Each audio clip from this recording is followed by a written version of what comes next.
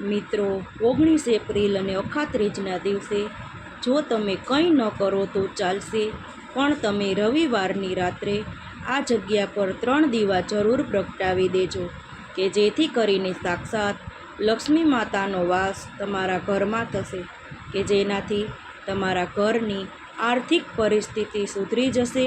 તેમજ જો તમારા ઘરમાં કોઈ પણ પ્રકારની મુશ્કેલી છે તો એ મુશ્કેલી પણ સમાપ્ત થઈ જશે.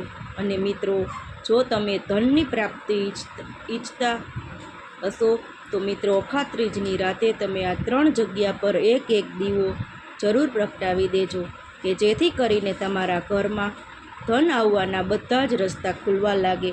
તેમજ જો તમે આ ઉપાય કરી લેશો તો તમારા ઘરમાં જેટલી પણ નકારાત્મક ઉર્જા છે, કે જેનાથી તમારું કોઈ પણ કાર્ય પૂરું થઈ શકતું નથી,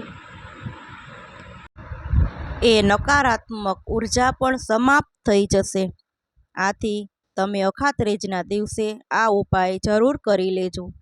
કારણ કે મિત્રો, આજના દિવસે આ ઉપાયનું મહત્ત્વ વાસ્તુશાસ્ત્રમાં પણ જણાવવામાં આવ્યું છે.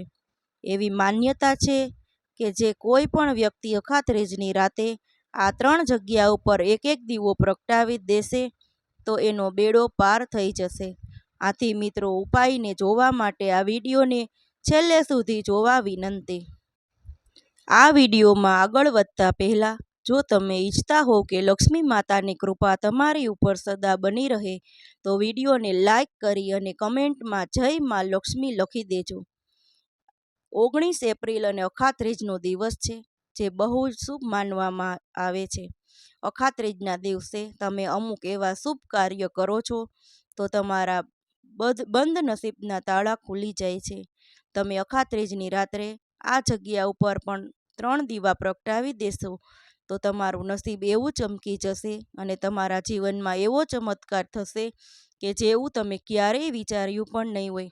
અખાત્રીજના દિવસનું મહત્ત્વ આટલા માટે વધારે છે કે મિત્રો, આ જ અખાત્રીજના દિવસે ત્રેતા યુગ અને દ્વાપર યુગની શરૂઆત થઈ હતી. અખાત્રીજની ચિરંજીવીની તિથિ પણ કહેવામાં આવે છે, કારણ કે અખાત્રીજના દિવસે ભગવાન પરશુરામનો જન્મ થયો હતો. આ વિડીયોના માધ્યમથી અમે તમને એક એવો ઉપાય જણાવવા જઈ રહ્યા છીએ કે તમારે અખાત્રીજની રાત્રે કરવાનો છે, કે જે તમારું આખું નસીબ બદલી દે છે અને જેથી કરીને તમે સૌથી ધનવાન વ્યક્તિ બની જશો. વિડીયોમાં આગળ વધતા પહેલાં તમને એક વિનંતી છે કે વિડીયોને આખો જોશો તો જ તમને આ ઉપાયનું સંપૂર્ણ ફળ મળશે.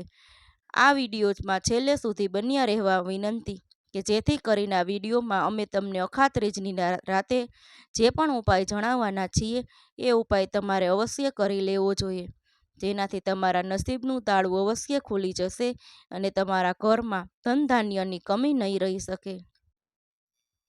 નવું ઘર હોય કે નવો કારોબાર હોય અથવા તો કોઈ પણ કાર્યની શરૂઆત જો તમે અખાત્રીજના દિવસે કરો છો તો એ તમારું કામ અવશ્ય સફળ થઈ શકે છે.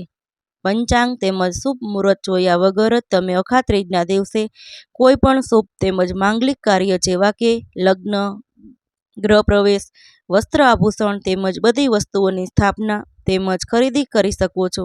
અને શુભ કાર્ય પણ મુહૂર્ત જોયા વગર તમે કરી શકો છો. અખાત્રીજનો દિવસ છે એ માંગલિક કાર્યની શરૂઆત માટેનો બહુ જ શુભ દિવસ માનવામાં આવે છે, કે જેની ચર્ચા વાસ્તુશાસ્ત્રમાં પણ કરવામાં આવી છે. અખાત્રીજના દિવસે તમારે બધી જ વસ્તુઓની ખરીદી કરવી જોઈએ અને તમારે દાન પણ કરવું જોઈએ. આથી તમને બહુ જ પુણ્યની પ્રાપ્તિ થાય છે. તેમજ મિત્રો, આજના દિવસે તમે પિતૃઓને ભોજન અર્પણ કરો છો, એટલે કે તે તર્પણ વિધિ કરો છો. પિતૃઓને મોક્ષ મળે છે અને તમને પણ પિતૃઓના આશીર્વાદ પ્રાપ્ત થાય છે. તેમજ આજના દિવસે તમે ગરીબોને તેમજ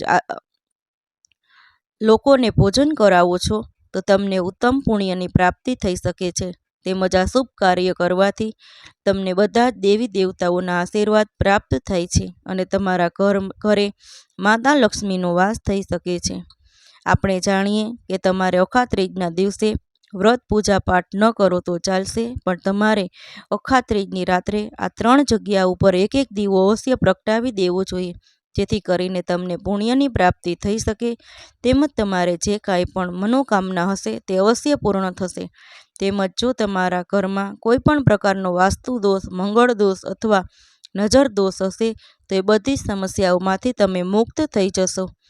આથી તમે અખાત ત્રીજની રાતે પણ આ 3 જગ્યાએ એક એક દીવો અવશ્ય પ્રગટાવી દેજો, જેથી કરીને તમારા બંધ નસીબનું તાળું ખુલી જશે. તો આવો આપણે જાણીએ કે તમારે અખાત ત્રીજની રાતે કઈ કઈ જગ્યા ઉપર 3 દીવા પ્રગટાવવાના છે. આ ઉપાય વિશે જાણતા પહેલાં તમે આ વિડીયોને લાઈક ન કર્યો હોય તો એક લાઈક જરૂર કરી દેજો અને ચેનલને સબસ્ક્રાઈબ કરી દેજો, જેથી કરીને આવા જ વિડીયો તમને દરરોજ મળતા રહે. સાથે જ કોમેન્ટ બોક્સમાં જય માતા લક્ષ્મી જરૂરથી લખી દેજો. આ ઉપાય છે એ જો ઘરની લક્ષ્મી કરે તો તે સૌથી શુભ વધુ માનવામાં આવે છે. આપણા ઘરની સ્ત્રીઓને આપણે લક્ષ્મી માતાનું સ્વરૂપ માનીએ છીએ. આથી જો ઘરની લક્ષ્મી આ જ ઉપાય કરે છે તો આ વસ્તુ બહુ જ શુભ માનવામાં આવે છે અને સાક્ષાત લક્ષ્મી માતાના આશીર્વાદ આપણને પ્રાપ્ત થઈ શકે છે. જો સ્ત્રીઓથી આ ઉપાય ન શક્ય હોય તો ઘરનો કોઈ પણ વ્યક્તિ આ ઉપાય કરી શકે છે. આપણે જાણીએ કે અખાત ત્રીજની રાતે સૌ પ્રથમ તો તમારા ઘરમાં તમે જ્યાં પણ તુલસી માતાનો છોડ રાખો છો ત્યાં તમારે એક શુદ્ધ ઘીનો દીવો પ્રગટાવવાનો છે અને સાથે જ તમારે તુલસી માતાના છોડની 7 વાર પ્રદક્ષિણા કરવાની છે. એવું માનવામાં આવે છે કે અખાત ત્રીજના દિવસે કોઈ પણ વ્યક્તિ તુલસી માતાને એક શુદ્ધ ઘીનો દીવો પ્રગટાવે તેમજ તેની 7 વાર પરિક્રમા કરે તો તેને ઉત્તમ ફળની પ્રાપ્તિ થઈ શકે છે. તે વ્યક્તિના બધા જ કાર્યો છે એ સફળ થઈ જાય છે. તમે તુલસી માતાને એક લાલ ચૂંદડી પણ અર્પણ કરી દેજો, જેથી કરીને તુલસી માતાની કૃપા તમને પ્રાપ્ત થઈ શકે. એવું માનવામાં આવે છે કે તુલસીમાં લક્ષ્મી માતાનો વાસ હોય છે અને ભગવાન શ્રી હરિ વિષ્ણુની અર્ધાંગીની પણ માનવામાં આવે છે. તમે અખાત ત્રીજની રાત્રે તુલસીને ઘીનો દીવો પ્રગટાવીને તેની 7 વાર પરિક્રમા કરો છો તો તમારી સમસ્ત મનોકામના પૂર્ણ થઈ શકે છે. બીજી જગ્યા વિશે આપણે વાત કરીએ તો તમારા ઘરની આજુબાજુમાં જ્યાં પણ પીપળાનું વૃક્ષ હોય તો તેની નીચે તમારે એક શુદ્ધ ઘીનો દીવો પ્રગટાવી દેવો જોઈએ અને સાથે તમારે પીપળાના વૃક્ષની ફરતે 7 વાર પરિક્રમા કરી લેવી જોઈએ. આપણા ધર્મશાસ્ત્રોમાં એવી માન્યતા છે કે પીપળાના વૃક્ષમાં સાક્ષાત ભગવાન શ્રી હરિ વિષ્ણુનો વાસ હોય છે. આથી તમે અખાત ત્રીજની રાત્રે પીપળાના વૃક્ષ નીચે શુદ્ધ ઘીનો દીવો પ્રગટાવી દેજો અને ભગવાન શ્રી હરિ વિષ્ણુના નામનો જપ કરો છો. તેમજ ઓમ નમો ભગવતે વાસુદેવાય નમઃનો મંત્રનો જાપ કરો છો. તમને અખાત ત્રીજના પુણ્યની પ્રાપ્તિ થાય છે. હવે આપણે ત્રીજી એવી જગ્યા વિશે વાત કરીએ કે જે બહુ જ શુભ માનવામાં આવે છે.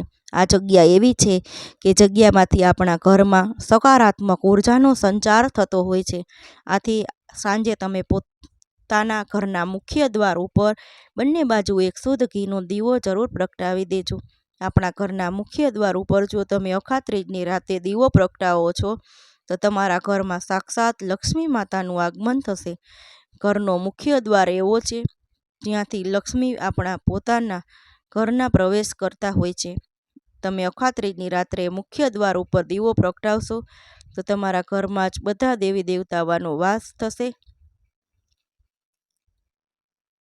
તેમજ તમારા ઘરમાં કોઈ પણ પ્રકારની નકારાત્મક ઉર્જા હશે તે પણ સમાપ્ત થઈ જશે. અખાત ત્રીજના દિવસ જ એટલો શુભ અને મંગલકારી છે. જો તમે પોતાના ઘરના મુખ્ય દ્વાર ઉપર એક શુદ્ધ ઘીનો દીવો પ્રગટાવો છો તો લક્ષ્મી માતાનું આહવાન કરો છો. તમે બધી જ સમસ્યામાંથી મુક્ત થઈ શકો છો. મિત્રો, તમને જો અમારો વિડીયો ગમ્યો હોય તો વિડીયોને લાઈક કરજો, શેર કરજો અને કમેન્ટ બોક્સમાં જય માતા લક્ષ્મી લખી આપજો.